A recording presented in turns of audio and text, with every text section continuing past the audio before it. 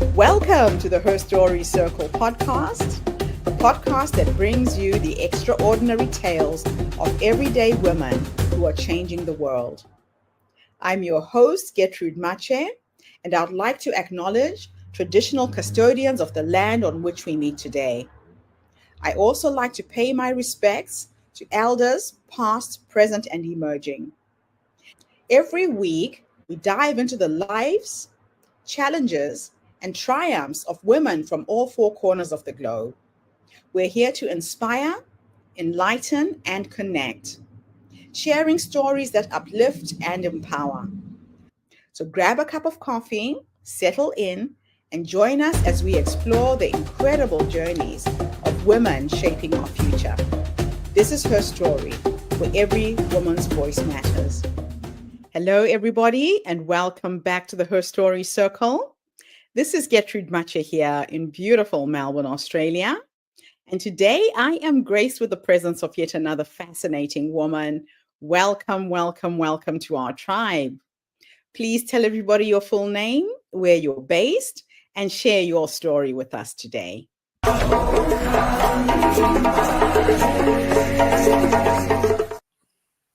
Well, hi everyone. I'm Carolyn Apostolou, and I'm also coming to you live from Melbourne, Australia, a place that I have actually lived my whole entire life. Thinking back to when I was a child, I absolutely loved school.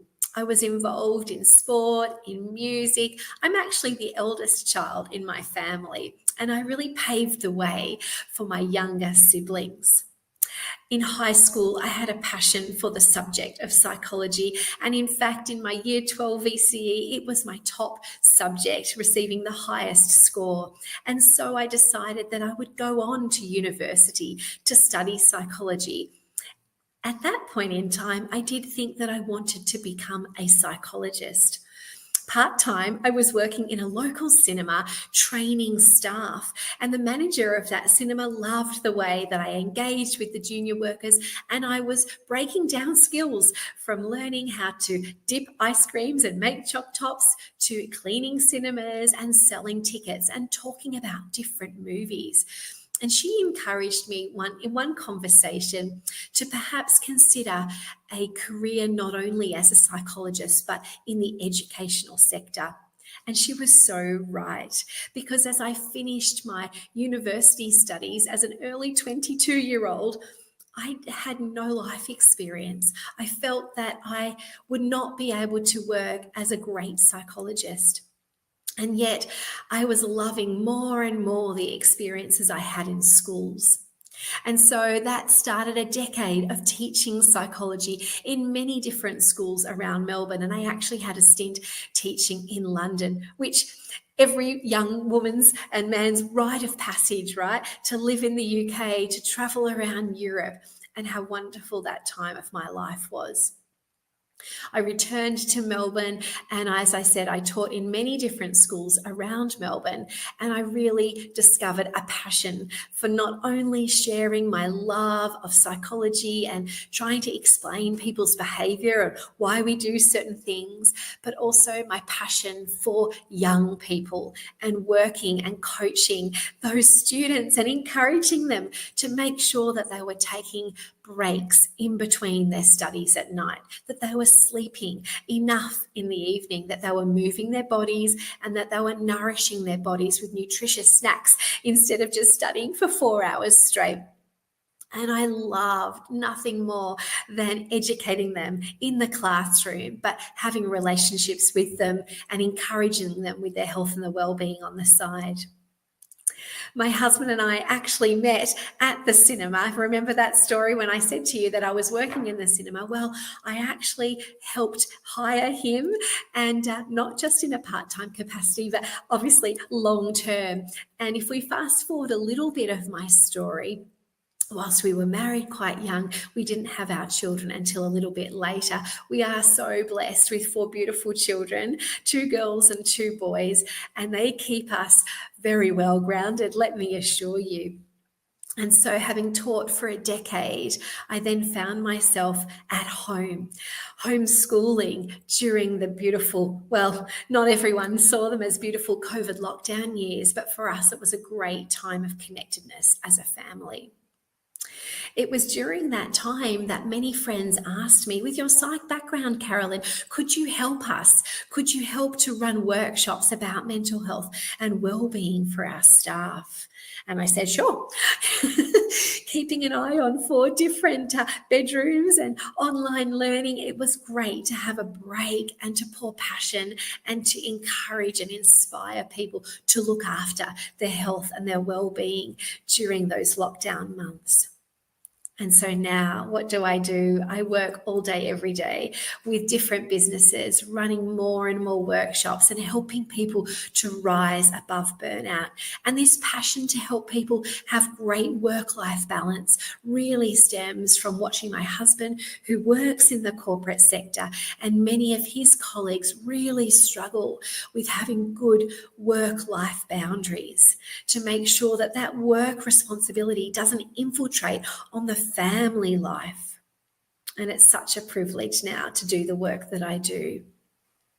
And who would have thought, right, as a university student pursuing a psychology degree, that even 20 years later, whilst I'm not working officially as a psychologist, I am using so many of those skills that I was so keen on all those years ago. All right. Well, thank you so much for coming online and sharing your story with us today. It's always so intriguing when I meet different types of women working in different areas. And psychology is a very, very interesting space. Now, what inspired you to become a workplace well-being specialist and executive coach? Well, like I said, during those COVID lockdown months, starting to run workshops in different corporate workplaces on Zoom just opened my eyes to the possibility of inspiring corporate workers to invest in themselves and to look after themselves. And it was only when those businesses said, Carolyn, can you talk to us about something else? Because the staff absolutely loved you. They loved your energy and what you shared with them, that I further developed my program. So just having that ability to inspire people to make some simple changes, but to have some long-term lasting effects is what continues to keep me motivated and passionate about this space. Mental health became a big issue during the COVID era. And now the transition from education to the corporate world. How did your experience as a teacher, a school leader, and an education advisor influence your approach to corporate health and wellness in coaching? Well, I think as a teacher, you have the confidence to talk in front of a classroom. It's actually no different to go into a workplace and to work with 10 senior executives, or whether it be 30 staff on a Zoom session. I love being on stage and sharing my message. And I think that confidence comes from those days back in the classroom when I had 25 different pairs of eyes watching me and soaking up all the messages that I was sharing with them. I love it. And that's the thing about having those transferable skills, right? Absolutely. A lot of women don't realize that you can start your profession in one area, but transition into another area as well quite successfully. Yeah. So, what are some of the core principles that guide your work in transforming workplace well-being and inspiring individuals and organizations? It's a great question. I think that individuals themselves really do need to take ownership. Whilst the corporations and the companies can be providing sessions, of course, it's up to the individuals to implement some of the tips that I share.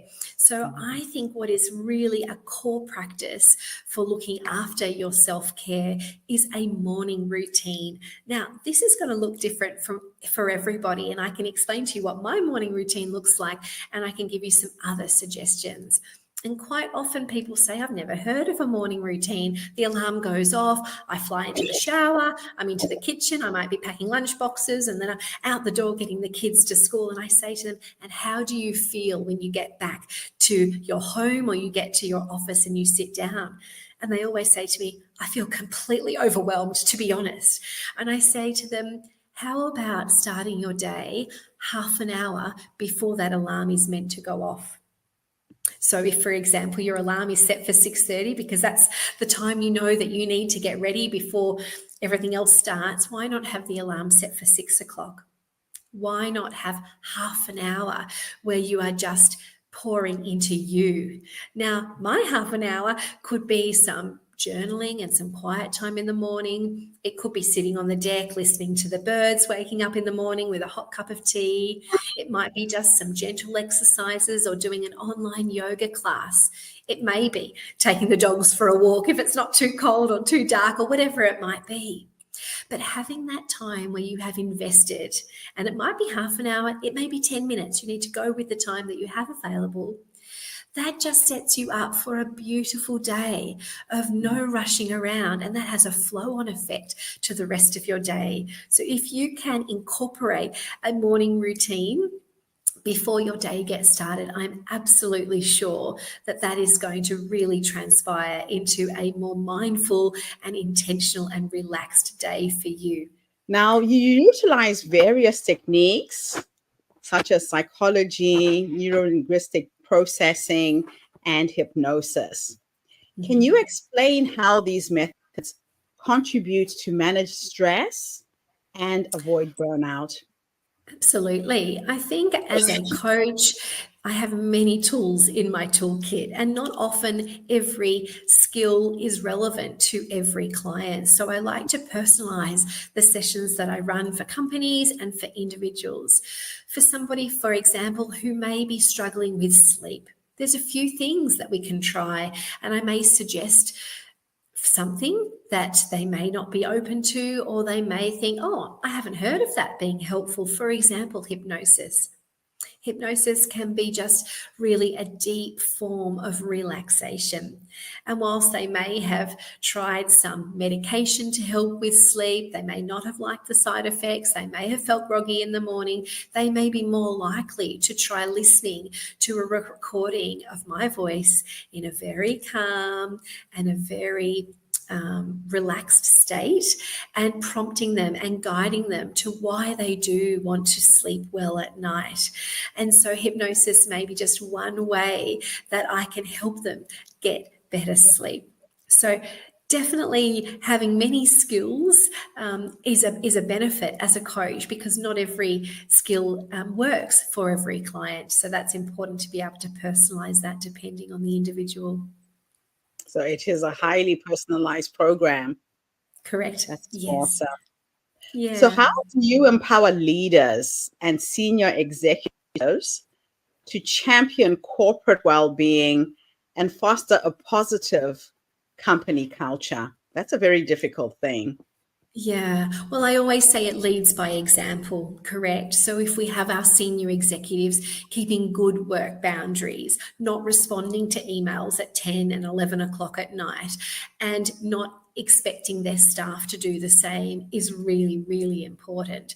Having senior executives take a walk at lunchtime out of the office, that encourages other staff to also get out and out from their desks and to get into the sunshine if possible. I think more and more businesses and senior executives are more open to flexible work hours. And this is one absolute benefit that we've seen after COVID affecting us, because I think for many people, their health and wellbeing is not having to travel to an office 5 days a week. If they can potentially work and just as effectively from home a couple of days, that ultimately is one of the best things. And so for our senior executives to also model that type of flexible work hours can be really, really powerful in demonstrating their understanding of work-life balance and, all those benefits that are going to bring their own staff. So I always say that it's such a benefit for employees to see healthy habits and workplace boundaries from their senior leaders and senior executives. Mm. Yeah, they have to lead by example for sure. As a devoted mother of four, how do you integrate the work and family life harmoniously? And how has this personal experience shaped your professional approach? Yes. Many people say to me, I can't believe you've got 4 children. I'm struggling and I've only got 1 or 2. How on earth do you do it? And I always say, sometimes I don't even know how I do it, how everything happens in the day. But to be honest, I have very good work boundaries. So I know the hours that I am working, and they are structured around my children so that I'm able to drive them to school in the mornings, and I'm able to be there for them when they need to talk at the end of the day. And in the afternoon, I love nothing more than to take them to their sporting trainings, or to stop in a cafe with another child while somebody's at basketball and have that one-on-one time with them. And so I lead by example, just like those senior executives that I'm inspiring. I'm often out for a walk. And if you are following my social media, you'll see that I live and I breathe a healthy work balance. Okay, you will see me eating nutritious food. You will see me inspiring you with nourishing your body with good food. You will see me reminding you to keep a water bottle close to you and to maintain great hydration through your day. You will see me out walking in the rain, hail, and shine, because it is important to move our body. I could be doing work, walking meetings. I could be just doing resistance training and inspiring you like that. So my health and my well-being and prioritizing that makes me a better partner, makes me a better mother. And it's something that for me is non-negotiable. I love it. And you mentioned the walking meetings. A lot of people don't actually realize how powerful that can be, for you Correct. to incorporate that as a way of living, a way of doing business, a way of hosting your meeting. It doesn't have to be in an office necessarily. You could be out in a park that is quiet, and you're having your business meetings online that way as well. So that's a really Correct. good example. Yeah, correct. Most of the time, we often need to be on a Zoom call, but we don't need to be talking on the call. So we can be there. We can let the host know that we are there and we're listening, but we have our cameras off because we're walking at the same time. It can actually be very distracting, and people can get motion sickness from seeing somebody walking and moving.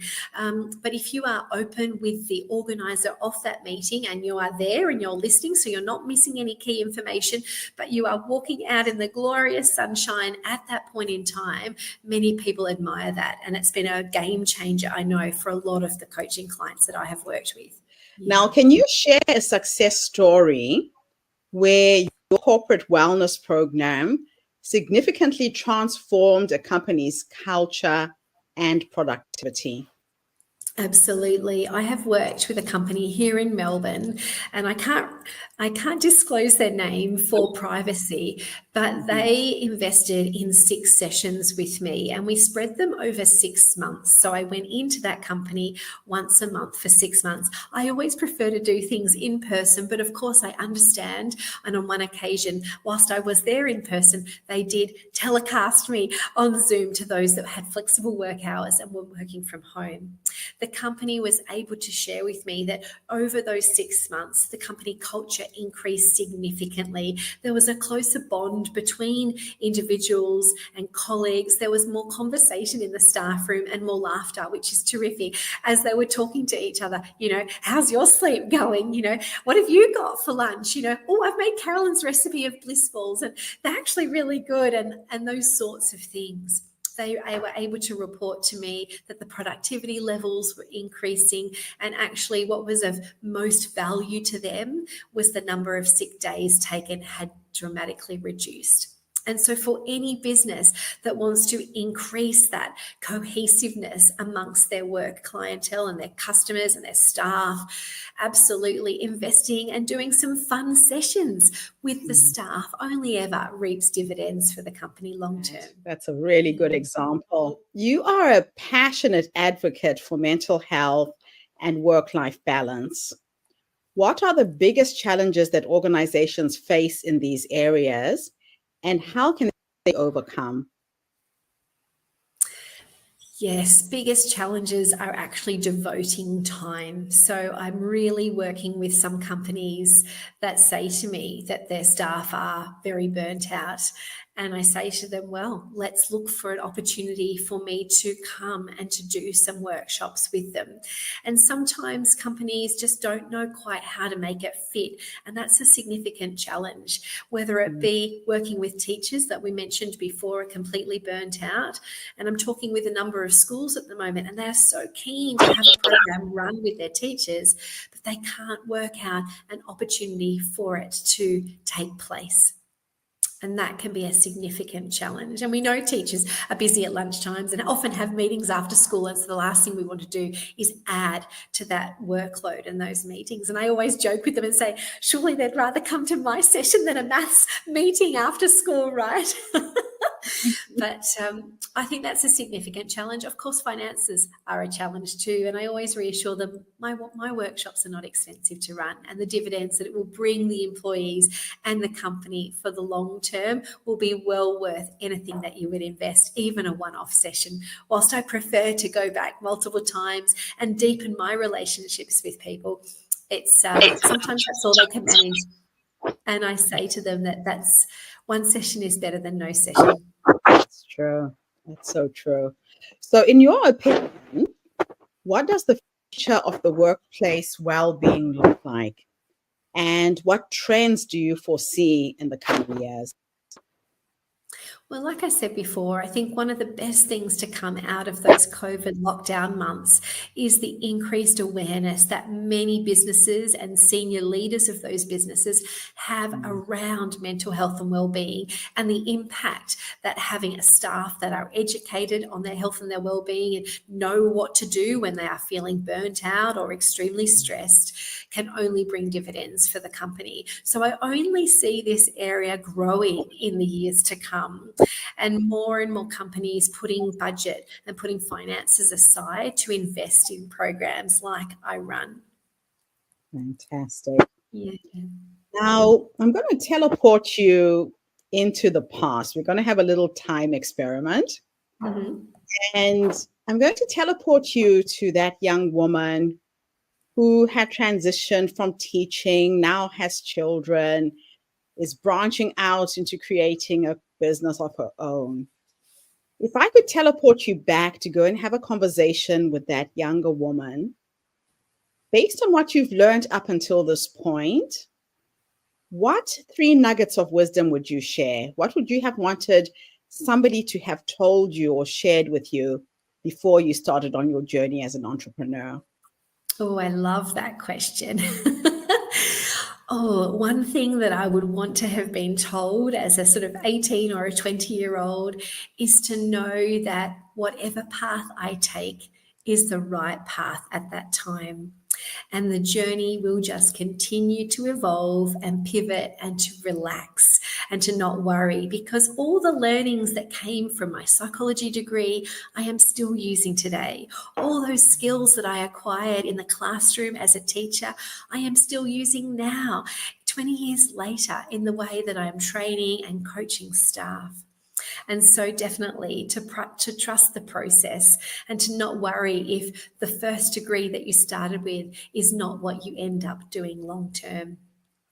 And I think the second piece of advice I would give her is to always trust your intuition. You know, that feeling deep inside you when something feels right and when something feels not quite so good.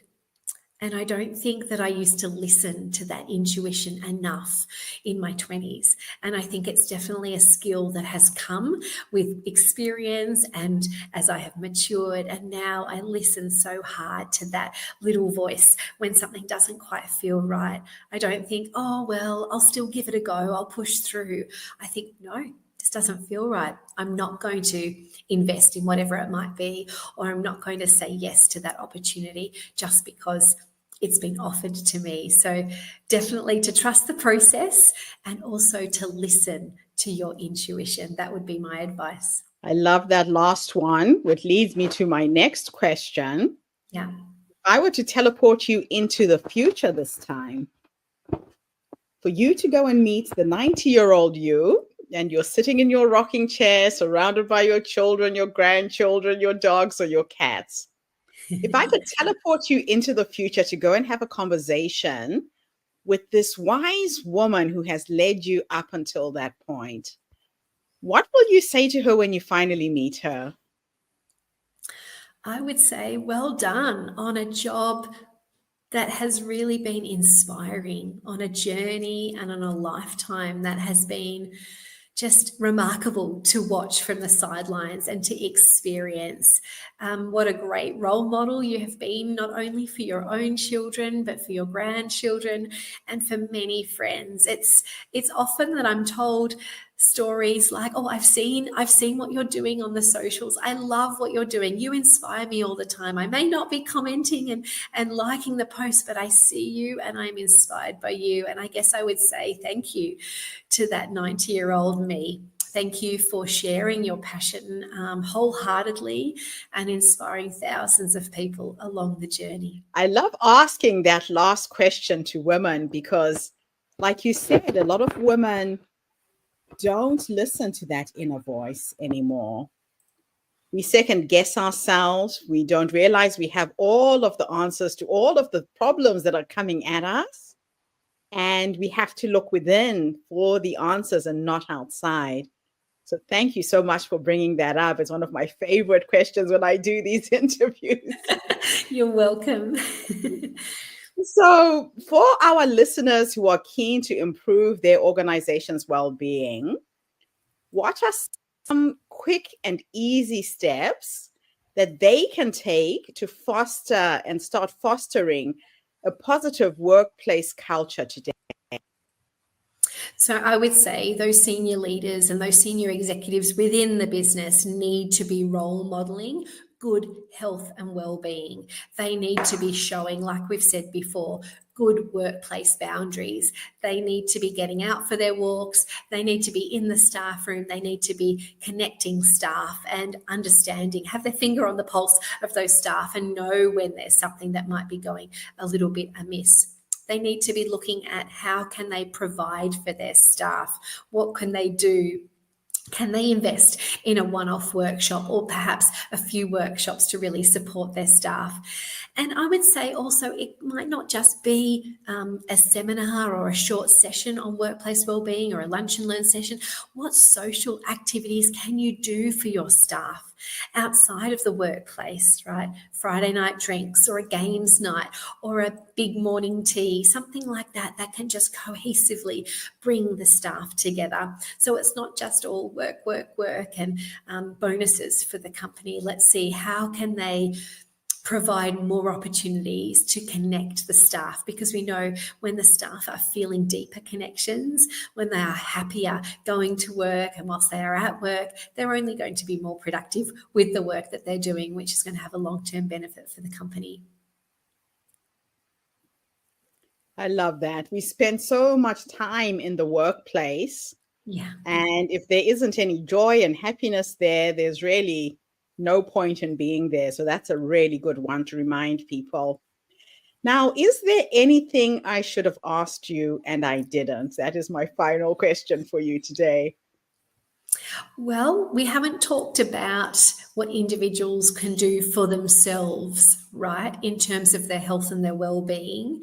And so I would say if there's anybody listening today that is ready to look after their own health and well-being, maybe their workplace isn't able to provide sessions, but they themselves are motivated, I would encourage them to reach out, because a few times a year I run a 30-day health reset, which really just pours self-care into you, that teaches you healthy habits in terms of your nutrition, your hydration, good sleep hygiene, and movement, encourages you with movement. And this is something that you can easily do for yourself. So we haven't really spoken about that, which is something really beneficial that individuals can do. And the other thing is to encourage people that may be listening, have you ever been on a health retreat? Now, it doesn't mean that you need to go far. It doesn't need to be super expensive. And quite a few times a year, I run health retreats that are local in Melbourne, an hour out down the coast. And it's a beautiful time to pour into you, to have some downtime for you, to be surrounded by a beautiful group of other women who are also invested in their own health and their our well-being. We often do some quiet yoga sessions. We have time for reflection. We inspire you with your journaling and your food and ways you can really continue healthy habits and good work-life balance when you go back home after a couple of nights away. So I think that's something that I would like to share with your listeners today. Fantastic. And I'm going to share your website at the bottom of the screen. If anybody would like to reach out to Carolyn and get some support, get some help, there is her website. Please look out for your mental health and wellness. They say that your health is your wealth. Unless you're healthy and vibrant, you're really no use to yourself or anybody else. So thank you so much for this interview. Absolute honor to have met you. Thank you for sharing your story with us today. Oh, thank you so much for having me. It's been a pleasure. And thank you to everybody who tuned in today. The Her Story Circle is attracting the stories and voices of women from all over the world. We tell our stories to uplift you, inspire you, energize you, and empower you. So today we've empowered you with a story all based on mental health and wellness, both at home and in the workplace. So do tune in again tomorrow when I interview yet another amazing guest. In the meantime, have a fantastic day, morning, or evening, wherever you are in the world, and bye for now. Thank you for tuning into the Her Story Circle podcast. I hope today's story has inspired you to believe in the power of our stories and the difference you can make in the world when you use your voice. I'm Gertrude Mache, and it's been an honor to share this space with you, where voices from all walks of life come together to weave a rich tapestry of diverse perspectives. Don't forget to subscribe, rate, and review our podcast to help us share these stories with more listeners. Follow us on social media by looking for the Her Story Circle podcast for more updates. And join us tomorrow for another episode filled with courage, resilience, and empowerment. Remember, your story matters, and together we're building a stronger, more inclusive world. Until next time, keep making her story.